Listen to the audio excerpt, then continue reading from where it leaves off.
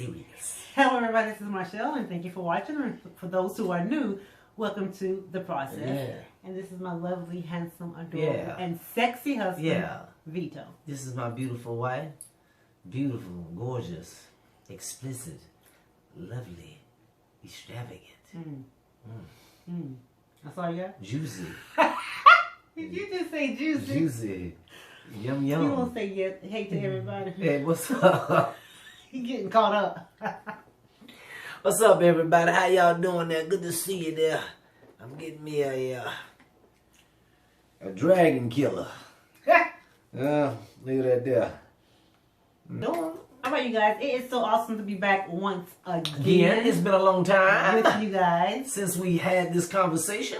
So hopefully since you we've guys talked. Have been doing very well. Yeah. For those who are new, thank you so much. I've been hearing a lot. We've been seeing a lot of comments for those who are new, and even for those who have been with us for a long time. You guys are so encouraging and so supportive. So thank you for the prayers. When you don't see us, trust me, we still see you. Yeah. All right. Yeah, and we be praying. You know, I'm pretty sure you guys are praying for us. So. That's right. That's right. We got a lot of stuff going on. God is doing new things. Yes, He is. Yes, He is. That's a God. That's right. All right, you guys, we're back with another video in regards to our Process Life letter. Process Life letter. All right, I'm going to go ahead and read it. You know how we do this. For those who are new, drum roll, please. We read the process letter first, and then we come back, and then we respond. Yes. All right, here we go. Here we go. Hey, y'all. Hey, y'all. Hey, y'all. What's up? So I have a question for both of you. All right, here it is. How do you help your spouse through loss? Parents, children, even lost jobs or job loss. If it's the loss of a job, Marshall, that's me. Yes. How can the wife be supportive without getting bitter from the stress of potentially carrying the load? How can she be encouraging and motivating without creating or feeding a victim mentality? Vito. Yay! This is for you, baby. Yes. What would the husband need during this time for support? I know a lot of men associate their role of husband to be provider. So what could the woman do to make sure she does not view himself as no longer the head? Yeah. What are some things she could do, maybe even unintentionally, that would make him feel disrespected? Unintentionally. I like that. Thanks, my sister and brother. And this is my girl. Love you, girl. Thank you so much. We finally got to your letter. We didn't forget. This is one of our to-do lists. So now we are doing it. All right? Stay tuned. Don't go anywhere. And we shall be back. We're going to do this thing. We're going to do this thing. We're going to do this thing. We're going to do. We're going to do this thing.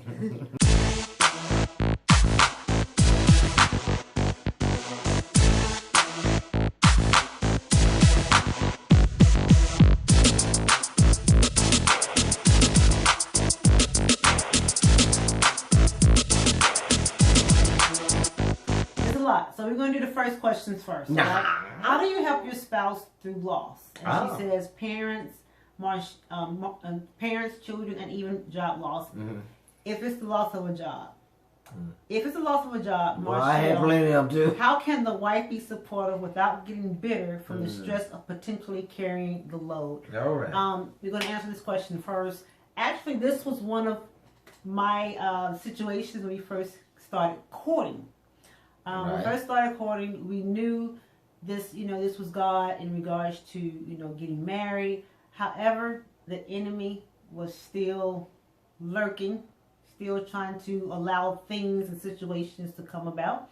Which God allowed. Yeah, which God allowed. And it was really for me because prior to us getting together, I had this situation where, this issue, if you will, or this mindset of feeling like, whoever that I'm with should have just as much as I do. Right. Okay?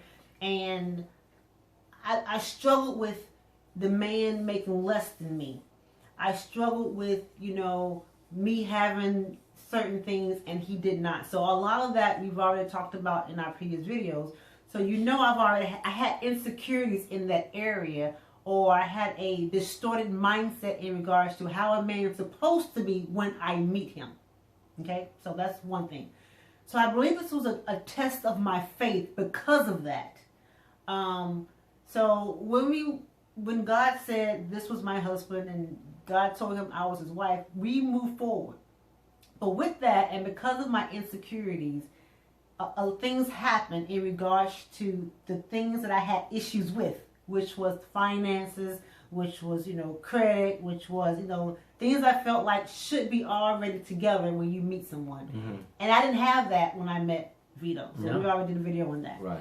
So when we was courting, he lost his job. I sure did. He did. Okay. And I prayed and I prayed and I prayed. So the key to this is to make sure you saving up for the wedding. While we were saving up for the wedding, for the wedding. Yeah. he lost his job. And I could have said, you know what, God, this ain't you. Mm-hmm. I'm gone. Mm-hmm. But you really have to know the voice of God for yourself to know what he said the first time. Despite what comes after that, despite domino effects, despite the enemy trying to come and put you. That's why it's so important to know God for yourself and to understand when you hear him, stand on that. Right.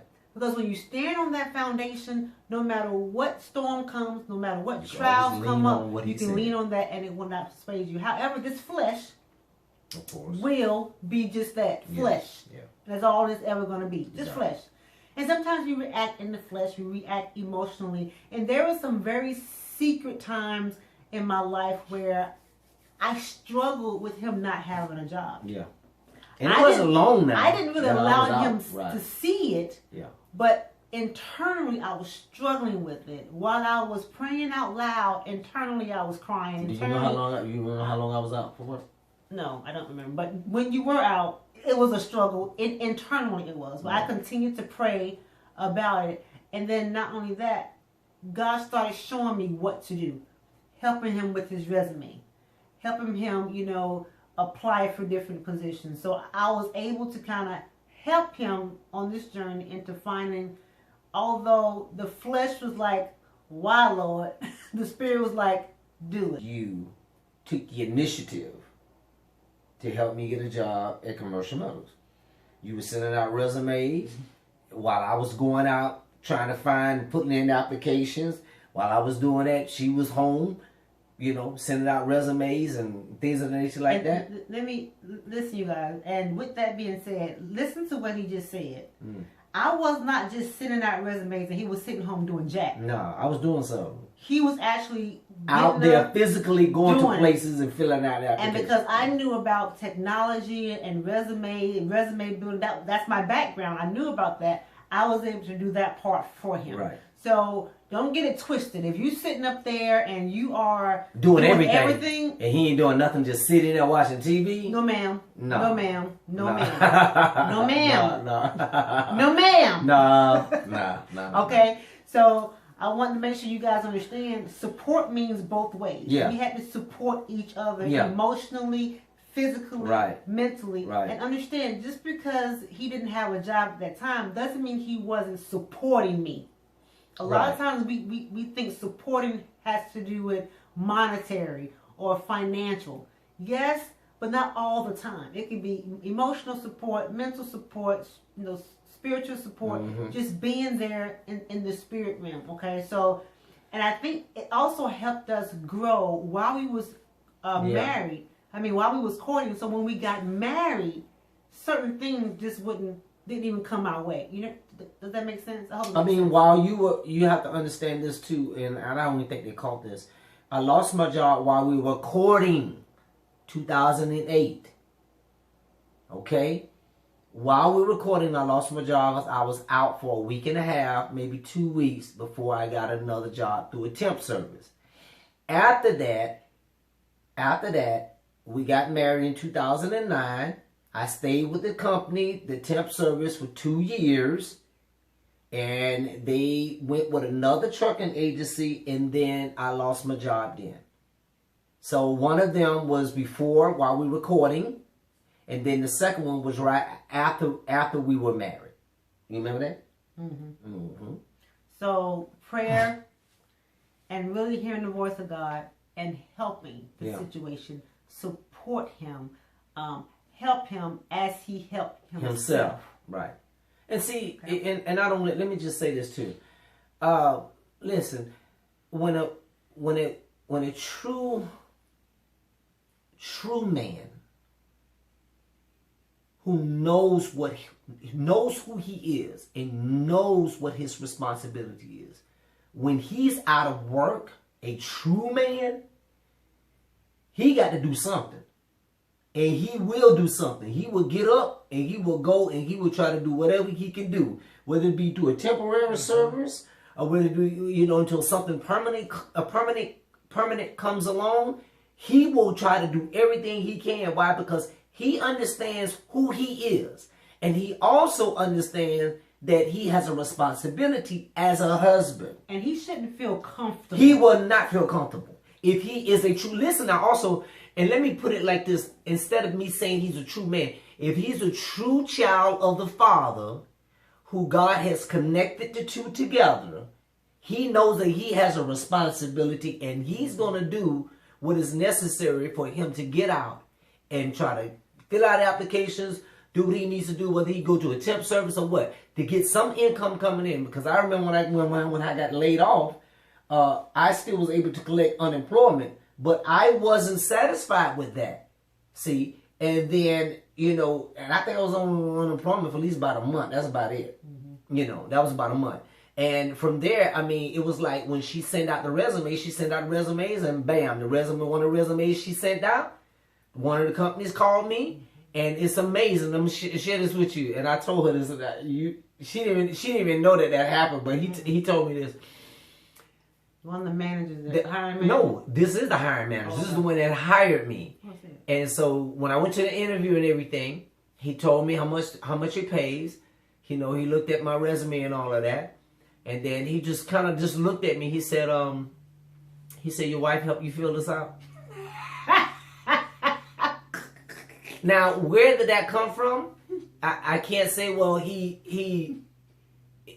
I guess because of the resume looked so professional, he probably judged me and said, there's no way in the world this, can fill out a resume and do a resume like this. There's no way in the world he can word words this way, because I'm listening to the way he talks now, and it doesn't line up with what I see on paper. That's probably what he was saying.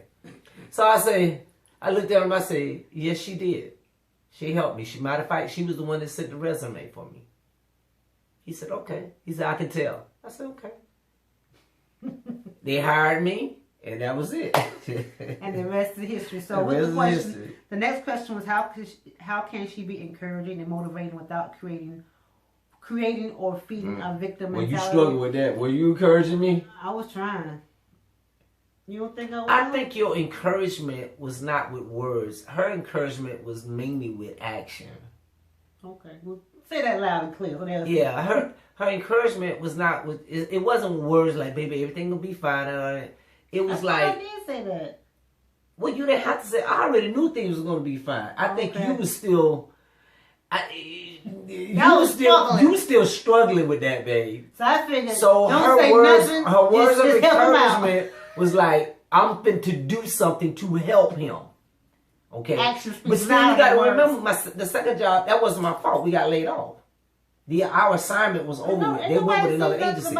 So no. I'm just saying, some men lose their job because it's their fault that they lost that job. Okay. But what I'm saying is that your encouragement was not with just, it wasn't words of aspiration or, it was just basically your actions of taking the initiative to take control of sending out resumes, because you knew that, you were struggling with this. I got to hurry up and get this joker a job. I got to hurry up and do whatever I can to help him, because he's not going to do the resumes. I know I'm gifted in that. So that was her part of taking control of that and initiating her part of saying, okay, this is my way of helping. And I couldn't say anything because she was doing it. And I was like, thank you, Lord, because that was something that I knew that I was not strong in that area, far as resumes. You know, I would have to get someone to probably do my resume. And remember, I went to this company to try to get them to help me do my resume.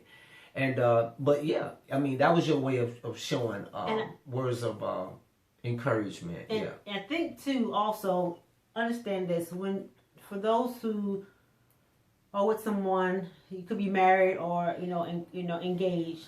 But it's easier when, let's say, something happens and it's out of their control. It's kind of easier to pray and ask God for guidance. But it's harder when you know he lost his job and it was his fault. So that takes more spiritual in her book encounterment than anything, because you know it could have been prevented. So you really have to go to God for prayer. You really have to make sure that you don't say anything. You really have to make sure. Everybody makes mistakes and messes up. In that time, Marshall was quiet. Yeah. I was quiet because I didn't want to say anything that could, that I would regret later, that I, could have broke his spirit or whatever the case may be. So God told me to don't say nothing. Yeah. Don't say nothing, because he was already feeling bad as it is. He was already feeling guilt. And for me to just kind of kick him while he's down, God said that's not him. Or even pressure me. Yeah, so I had to. She didn't have to do none of it anyway, because I was already a go-getter anyway. So I was already I wasn't going to that's sit a little around. hard.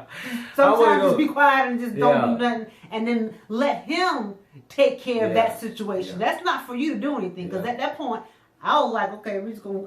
I didn't do anything at that point because he was the one that went out and had to. Yeah, 8 o'clock. I was out of the house to fix everything. I was out of the house. Yeah, okay? I was out of the house going looking for jobs and going to the unemployment office. Put that in there. Here we go. Next one. Yeah. Vito. What would the husband need during this time for support? Because I know a lot of men associate their role of husband to be provider. So what could the woman do to make sure she does not view himself as no longer the head? What are some things she could do, maybe even unintentionally, that would make him feel disrespected? So the first one has to do, what can she do? What would the husband need during this time for support? Well, the husband, okay, so there's two situations that's going on here. Let's just say, for instance, that the husband is the one that messed up on the job. He just basically got fired, all right? Now, what he would need from his wife is, first of all, he would need to go and confess to his wife what he did wrong on the job, all right? Then he would need to, first he would need to repent. Of course, that's an orderly thing. You want to repent from that. And then once you do that, then you want to go to your wife and you let your wife know, okay, this is what I did, and you want to apologize to her and admit your fault of what you did wrong. Then from there, what he would need is your forgiveness. That's the first thing. All right. Now we're talking two things now. Remember, if he made the mistake, he would need for you to forgive him. And forgiveness is an action. Okay. You will have to be the one to really ask God to help you to forgive him and also examine your heart. Okay. He needs to know that you forgive him by you showing him love. Yes, you will probably be upset because, yes, him losing his job based on his situation, what he did wrong, will basically affect the income in your household. Yes, he's gonna suffer the consequences of what he did. But it is so much better when you forgive him, because now he doesn't have that on his mind that he messed up. He already feeling bad. All right, so that's one thing. You're gonna forgive him for that. Now let's talk about the other side. When he basically lost a job and it wasn't his fault, this is what he needs. He just needs for you to believe in him. Have the confidence in him that he's going to get something, or he's going to get a job, or he's going to get another job. And if you can help him by what my wife did, as far as my wife helping with the resumes, encouraging him, letting him know that he's going to get another job. Every now and then you can let him know, you have certain places I heard about that was hiring. These are certain things that what you can say to him. Now, that doesn't mean you say it to him every day. And pressure him. Did you go see? Because they say. You don't want to do that. What you want to do is that in the midst of the conversation, while he's smiling and laughing, and while he's feeling good, while he's feeling that my wife has my back, You can ease that in there, but ease it in a way to where it's not making it seem like that he's not doing anything. You know, it's the way you word it. It's the presentation that makes him feel more confident as a man, or confident that even though he doesn't have an income coming in, that he still can be out there because my wife, she believes in me. And that gives a man confidence even more. When it really does. When that husband believes, when that husband hears his wife say, you can do it, that those type of words there, it will motivate a man. Because that's what a man, that's one of the makeups of a man. You know, especially a husband, especially if he wants to provide for his family. When that wife tells him that he can do it, that's all he needs. But he need that extra boost or that extra push. And when she gives him that, man, he can feel like he can pick up the world. He feel like that he can pick up anything, because that's what a man does. He's striving to please his family. That's what he does. So, but yeah. All right, next question. Here we go. So, therefore, Vito, what are some things she could do, maybe unintentionally, that would make him feel disrespected? Is that your words? The words that you speak, the negative words. Being harsh. Well, yeah. I mean, of course. I mean, you could think of any negative word. Women, brothers, sisters. Fill in the blank of any negative word that you can say to him that will make him have a low self-esteem about himself. It's all about lifting up his ego. All right? So you can say things like, you can say, I don't know why Butterpup is off the bed. Go get on your bed, Butterpup. On your bed, man. Okay. He just come like peep around the corner, y'all. I wish y'all could have saw him. He looking all cute. The disrespectful part would be the negative words to him. You don't never do nothing. That's what always, every time I turn around, you always messing up, and you always, I just can't stand this, and you ain't no real man, because a real man wouldn't be doing this. And those are words that will kill a man. Yep. Those are words that are not of God. Yep. Okay, whether you are saved or unsaved, whether you believe in God or don't believe in God. When you speak negative words like that to a man, that is not of God. That is not positive. Remember, God is positive. He is not negative. God lifts up. He edifies. He said that the poor is the one that has his heart. That's why he loves the poor, because the poor are the ones that are at a state where they can't do nothing but turn to him. You know, but the proud and the stubborn, the rebellious, those are the ones that he kind of just like turn a face to, because those are the ones that think that they have it all and have it going on. So those things like that, disrespectful. That's very disrespectful. Also, when you talk to your friends, your family members about him not having a job, or you guys are you're making it, you're making it look like that it is his fault, or he doesn't have this, and he's not doing this. When you talk to your other friends and family, your mother, your father, your sister, your brother, and you're confiding in them, you're thinking that you're confiding in them, but really what you're doing, you're planting seeds of negativity, of causing them to look at him in a negative way. And that's not God. So that can be disrespectful, especially with the kids. If you have kids and you're calling him certain names in front of the kids, that's disrespectful. And when you may be saying it and joking about, that's what's wrong with you now. That's why you ain't got no job now, because you're always so-and-so with your crazy self and laughing. Listen, those are you. When you saying that and saying it in a sarcastic way, to me personally, you are really serious. You serious about what you're saying. And when the kids hear things like that, they will start speaking negative things about their father, and they will start looking at their father in a different manner. They will not look at their father as a hero or Superman. They will look at their father as just a person who just cannot provide for their family, especially when you're speaking these things. So please do not speak negative things to your husband. Make sure you speak positive things into his spirit. All right? One more thing, and we're not going to talk about this because we've already done a video about this in regards to who is actually your provider. Yes, we Is it the man? Is it the woman? So I'm going to put a link up here. So click that, and I'll also put the link in the description box so you can kind of check that out in regards to who is really the provider of the family. Yes. All right. I hope that has helped a lot in regards to your question, my dear. If you have any more questions about this particular letter, please put your comments below. Yeah. And anything else you want to add? Nothing? No, you want me to answer? No. Okay. I'm not gonna add that. Also, you guys, we do want to share with you there are some great things that are coming up Yes. going live. You have asked for it, so now you have Here it. we go. A lot of you want that personal encounter with God. A lot of you just don't know exactly, you know, sometimes you just need some confirmation from people outside of your circle. And we now have an opportunity for you to do that. You can now have an opportunity to coach with us one-on-one. It's called the Spiritual Laser Coaching. All right, so please check out the website, theprocesslife.com, if you are interested. Again, it is not for everybody. No. So please pray